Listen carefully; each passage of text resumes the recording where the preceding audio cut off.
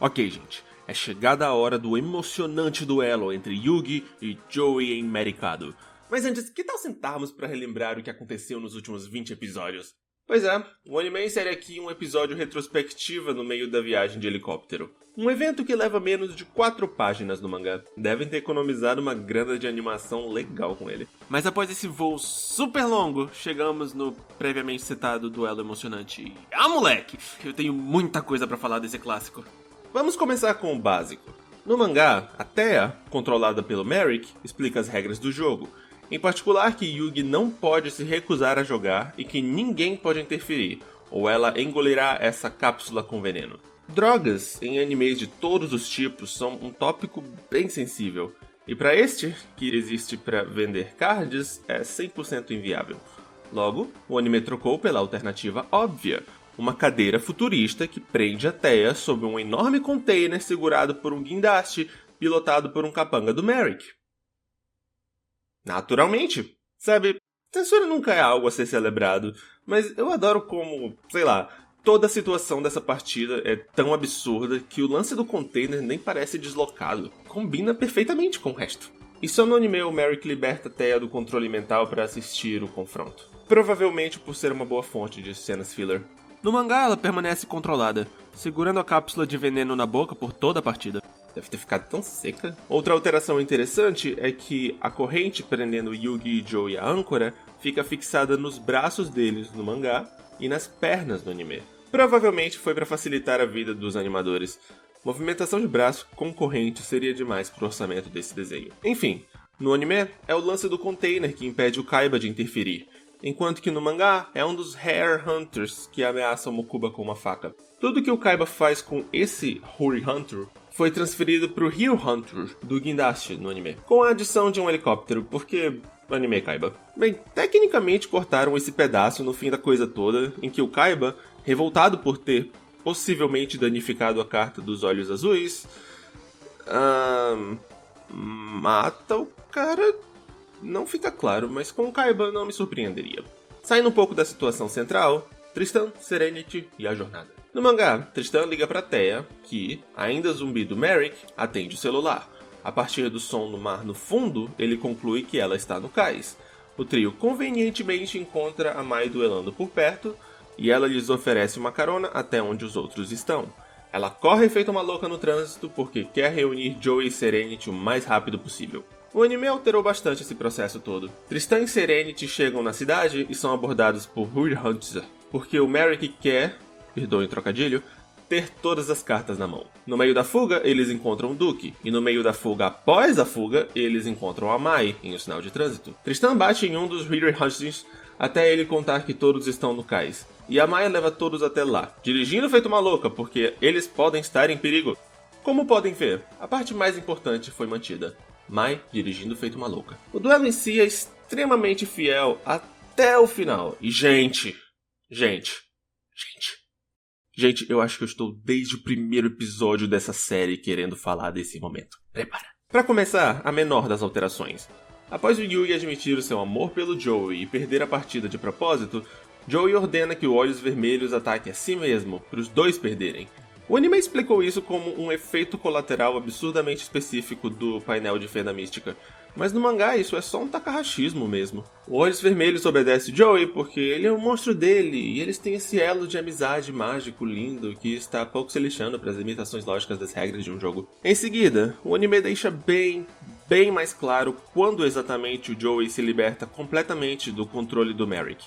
E é uma cena bem legal, e fonte de muitos AMVs. Mas vamos à grande mudança. Nas duas versões, o Joey mergulha para salvar o Yugi após pegar somente a chave das algemas dele, e quase se afoga. Mas no mangá, o afogamento dele é tratado praticamente como uma piada.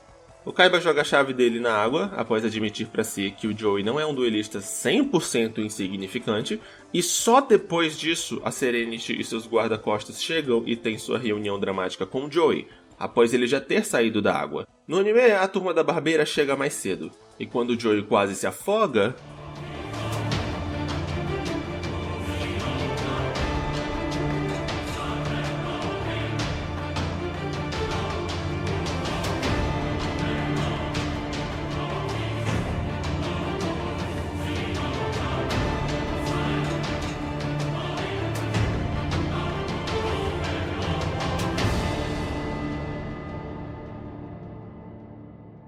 que não preciso dizer que achei o anime bem melhor nessa parte, né? Aliás, risca isso. Não é uma opinião, é um fato.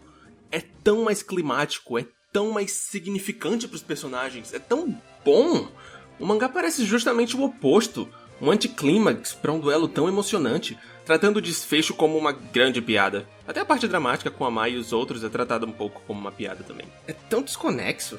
O anime aqui Forever rendeu muitos AMVs, 10 de 10, Would Run Again. E antes de terminarmos esse subarco, só vou comentar que aqui, pela primeira vez, o Bakura é incluído em um daqueles momentos montagem de amizade, nas duas versões. Mas não se iluda não, Poodle. Não se iluda. O episódio que segue todo esse drama é ao mesmo tempo uma expansão de rápidos eventos do mangá e uma adaptação atrasada de outros. Especificamente para a segunda categoria, o Bakura assaltando esse pobre coitado pelo disco de duelos e umas outras conversas. Coisas adaptadas de capítulos passados do mangá. Os demais eventos são expansões. No mangá, o vovô liga pra turma e avisa que o Bakura sumiu do hospital. Mas no anime nós vemos toda a fuga e o trato mental com o Merrick que resulta nela, e só aqui ele nocauteia o vovô com magia negra egípcia antiga após acordar. Após isso, no mangá, tudo que vemos é esse quadro do Bakura vencendo Bones e terminando de reunir as cartas mapa do torneio. O anime expandiu todas essas coisas e fez todo um duelo no cemitério, que é super legal por sinal. Também preciso apontar que no mangá fica implícito que o Bakura venceu vários duelistas para reunir as cartas mapa, mas no anime ele obtém praticamente todas elas neste único duelo. E no anime ele condena a alma de Bones e sua turma a uma eternidade na escuridão, enquanto que no mangá, sei lá, ele pode ter matado o Bones ou não, só tem esse quadro para julgar, então não sei. Falando em cartas mapa, no mangá, após o duelo contra o Umbra e Loomis, o Kaiba usa elas para revelar a localização da final. O anime tirou isso e transferiu pra cá, com o Joey fazendo o lance todo. E mais uma vez cortaram uma cena de todo mundo se apertando para caber no veículo. Lamentável. O episódio seguinte é um duelo filler, e um bem infame por sinal.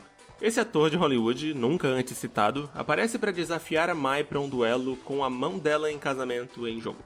É inofensivo e bem bobinho, e parece ser só mais uma desculpa conveniente pro anime shippar o Joe e a Mai, ainda mais do que eles já shippam, mas serve como um alívio após todo o drama e dark dos últimos episódios. E é a única vez que nós vemos a Mai vencendo um duelo, o que é meio triste quando se para pra pensar. Eu pessoalmente considero ele o piloto de Yu-Gi-Oh! GX.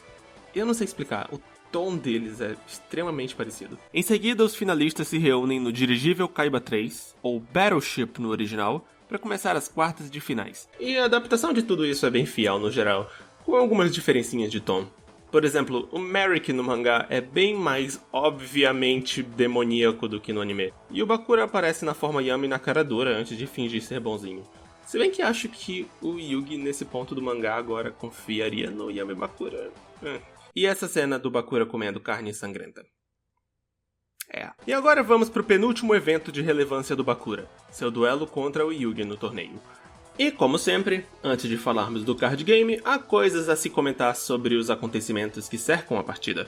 Por exemplo, toda essa parte da refeição pré-duelos é exclusiva do anime, e ele se aproveita disso para inserir aqui um diálogo que, no mangá, aconteceu quando Bakura estava acompanhando o Joe e o resto, a menção de que o baralho dele é temático sobrenatural, e o Joey ficando com medinho disso. E, por algum motivo que eu nem consigo começar a teorizar, os números dos duelistas pro sorteio foram todos trocados. Se alguém tiver uma possível explicação, fique à vontade. O duelo em si teve umas alterações bem interessantes. Pra começar, o tabuleiro do destino do Bakura funciona um pouco diferentemente no mangá, e eu juro que o Takahashi esqueceu de adicionar uma letra em um certo ponto. E como ele é a base de todo o jogo, um monte de jogadas tiveram que ser adicionadas ou alteradas pra fazê-lo funcionar direito. O que mais me chamou a atenção é que o Santuário das Trevas é exclusivo do anime. Ele sempre marcou o cenário desse duelo pra mim, então foi bem estranho descobrir que ele não está no mangá. Saudades, olhos e bocas. O duelo ficou um tanto mais longo no anime também, e quase todas as jogadas entre a invocação da Necrófaga das Trevas e a do Osiris são expandidas ou refeitas de alguma forma. Falando no Bokudo Vermelho, só no anime ele tem esse lance de se enrolar no dirigível durante a partida, que eu sempre achei muito da hora. Fora do duelo, há um ponto em que a torcida comenta sobre o RPG de mesa com Bakura de 20 milhões de anos atrás. O anime naturalmente não cita isso, mas em compensação adicionaram um comentário sobre quando Tristan arremessou o anel no meio da floresta, um evento exclusivo do anime. Os demais acontecimentos da partida ficaram bem fiéis em geral, mas após a partida, no mangá, A Thea, possuída pelo Merrick, avisa pro Yugi que vai guardar o Anel do Milênio. No anime, isso foi alterado para ela simplesmente roubando e escondendo o anel. Não causa nenhuma grande alteração a longo prazo, mas é uma escolha de adaptação interessante em termos de como ilustra o modus operandi do Merrick. E isso é tudo por hoje. Nossa, esses 10 minutos passaram voando. Bom, fiquem ligados para a próxima parte, em que nós vamos falar sobre mais card games e também vamos falar sobre o personagem mais underrated de toda essa franquia. Conseguem adivinhar qual é?